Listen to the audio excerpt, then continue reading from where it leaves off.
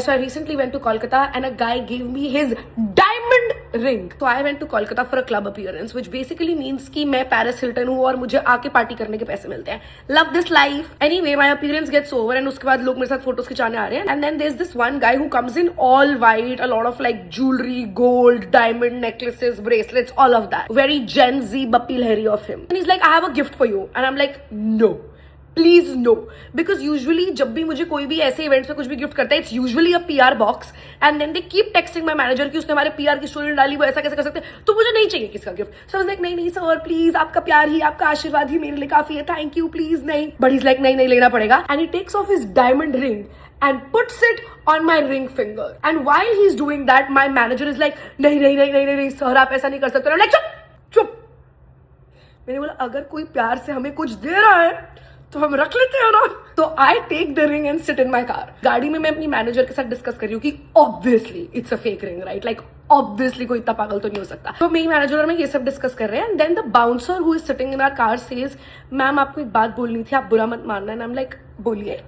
And he tells us कि उनका नाम सलीम भाई है एंड उन्हें जो भी लड़की अच्छी लगती है वो उन्हें ऐसे गिफ्ट्स देते रहते हैं. ये एक रियल डायमंड का ही रिंग है. तो इसलिए जैसे पुराने जमाने में राजा महाराजा डांसर्स को बुलाते थे और फिर उन्हें ज्वेलरी देते थे as a gift, that is what he did to me. Now most people would have been offended, but actually it's really sweet that Salim bhai found me cute. At least he found me cute.